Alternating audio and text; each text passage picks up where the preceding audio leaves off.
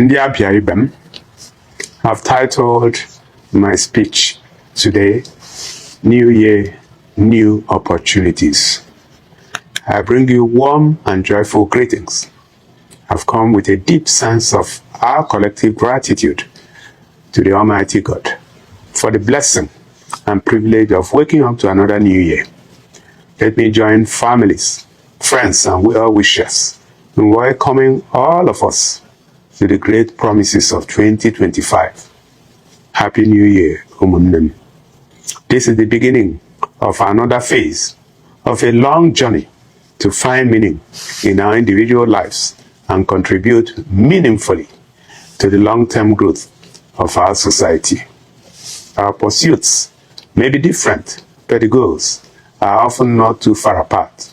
We want to live in fulfillment by applying our talents and abilities to useful endeavors, chase our dreams, pursue worthy causes, and one day, when our race is done, look back in gratitude for the opportunities we had and the overall impact made within our spheres of influence. Things may not go exactly as we wish, but even then, we have a responsibility to step out with hope, doing our best each day to pursue the outcomes we seek for ourselves and our loved ones.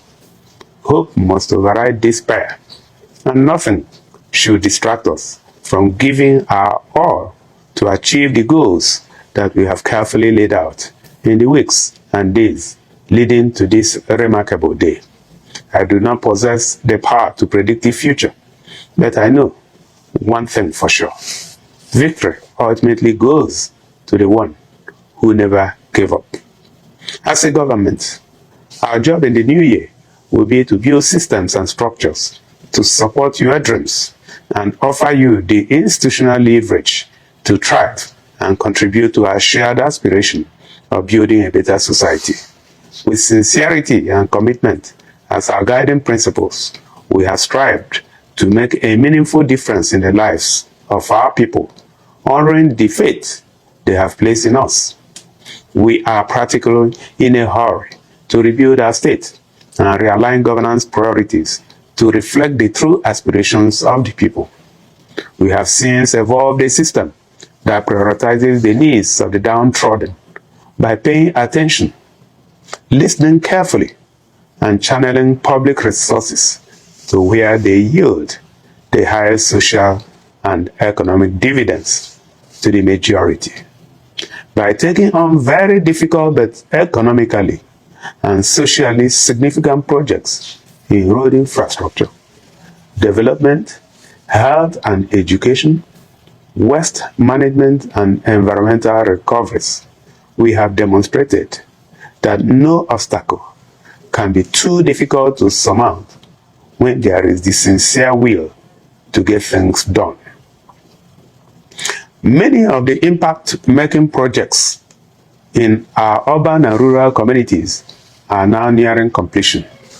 Others are also being developed at a pace that leaves no one in doubt about the determination of the government to complete and add them to the stock of public infrastructure in the state.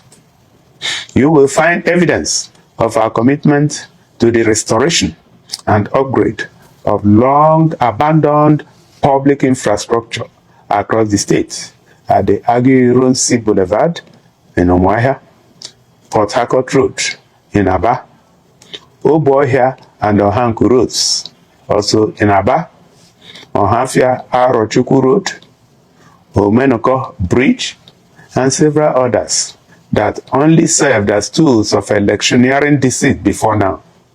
What makes us different as an administration is that we are driven by a genuine sense of service and an obligation to work for the people.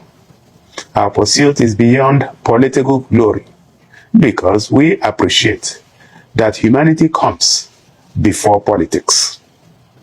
This new year holds very important promises for Ndị Abia, and I invite all of us to prepare for extensive government interventions in the education and health sectors, where we are, just like in 2024, set to commit 35% of our entire budgetary outlay. The groundbreaking ceremony for the Abia Medical City project will happen in the next few weeks. The project promises to revolutionize the healthcare delivery ecosystem in the region, cut down the rate of medical tourism, and provide incentives for the retention of top medical talents in the state. The ongoing renovation of 200 primary healthcare centers will also be completed in the first quarter of next year to boost access to quality health services, especially in the rural communities. We shall fast-track efforts to remake our schools in centers of excellence in effective teaching and learning. As you may know, the law mandating all children of school age to be in school every school day comes into effect from today. As soon as the new school term begins later in the month, it will be unlawful to find any child outside the walls of the classroom during school hours. We have stopped all forms of payments in the primary and secondary schools. Not even PTA levies should be charged any parent or guardian in any public school in the state. We have introduced an impressed account system for the running of schools. Head teachers and school principals are now entitled to specific sums every month for managing the day-to-day operations of their schools. There is therefore no excuse to extort or deny any child the opportunities that come with learning and enlightenment. We shall be strict with enforcement, and it will be a grievous mistake to test our will. We shall, in the new year, consolidate our efforts to make the state investor-friendly, because beyond just the promise of higher revenue earning for the government, we are particularly keen on opening channels of lucrative job opportunities for the young people and the expansion of existing windows for local entrepreneurs who provide ancillary services. Attracting generous local and foreign investment is at the core of our economic development agenda, so we shall pursue it with vigor this 2025. We made some good progress last year, but our goal is to be the best we can be. Therefore, we shall do everything in our power to reposition the state to become irresistibly attractive to those seeking to expand to new territories or cut costs by taking advantage of the boundless opportunities the state offers, especially in the areas of human capital, improved social infrastructure, and seamless ease of doing business protocols. Abia, I would like to announce, is very open for business, and we are ready to provide every necessary support to genuine investors who seek to set up shops in any part of the state. Beyond our strategic infrastructure development initiatives as captured in the 2025 Appropriation Act, which we intend to implement faithfully, we shall also continue to prioritize security of lives and property, adopting necessary measures to keep criminals and their sponsors out of the state. Again, I would like to restate that we shall not hesitate to deploy the full might of the government against any individual or group whose activities pose a threat to the safety of our people. As an administration that understands the tough economic realities of the times, we have mapped out the sum of 18.9 billion naira to support economically vulnerable individuals and families in the new year. While we insist that wealth and prosperity cannot be built through handouts, it is also a statement of fact that many will find it difficult to survive in the short run without a structured system of social support. The provision of this huge sum to drive our social protection agenda speaks to the determination of the state government to use the levers of public office to redistribute wealth and ensure that the fruits of social prosperity get to everyone, especially those on the lowest rungs of the income ladder. We shall continue to give adequate attention to the welfare of our civil servants and others employed in different capacities by the state government and its institutions because of the enormity of their contributions to the success of our holistic governance agenda. The established tradition of consistency in the payment of salaries and other entitlements to our hardworking civil servants and their counterparts working across departments and agencies shall remain. I directed at the inception of the administration that pensioners be paid before any office holder is allowed to draw a kobo as salary. In the new year, we shall remain faithful in meeting our obligation to the retirees in appreciation of their excellent contributions to the development of the state with the energy of their youth. To our business people and entrepreneurs, the men and women who support the macroeconomic space with their enterprise and resilience, we appreciate you for everything you do to keep the engines of commerce and industry alive. In the new year, we shall work closely with you to identify where we may step in to improve business outcomes and make the enterprise ecosystem in the state more robust and productive. I'm quite glad that our infrastructure restoration program is already boosting business activities by attracting new customers from different parts of the country and across the West African region. 2025 promises better rewards for your patience and hard work. Our artisans and hardworking brothers and sisters in the blue-collar economic space have proven themselves very critical to our collective development objectives by their hard work and creativity. The government will, in the new year, set up mechanisms for identifying how we can provide structured support to this group of economic actors to make them more competitive in their respective crafts. Programs of continuous capacity development and exposure to new techniques and superior work ethics will definitely be implemented. Last year, the administration sponsored the training of scores of young people from different parts of the state in vocational skills at Ogbonneonu Polytechnic, Aba. Many more of these training exercises shall happen in the new year, in line with our conviction that skill acquisition is one of the surest paths to overcoming poverty and unemployment.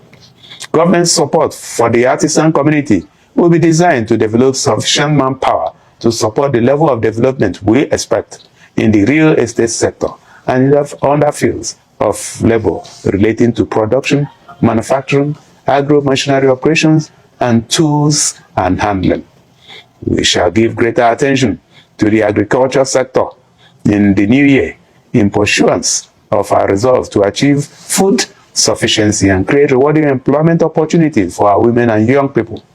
The position of the government is that we are too blessed to be hungry. I have directed the Honorable Commissioner for Agriculture and his team to develop an effective framework for putting all the agricultural assets in the state to good use in the new year. The young people of this state are its future. The government understands its obligation to the youth and will do its best to create an environment where their dreams can flourish. Whatever be the size of that dream, expansive investments in education, social infrastructure, sports, public utilities, and security are all designed to make the state supportive of their ambition.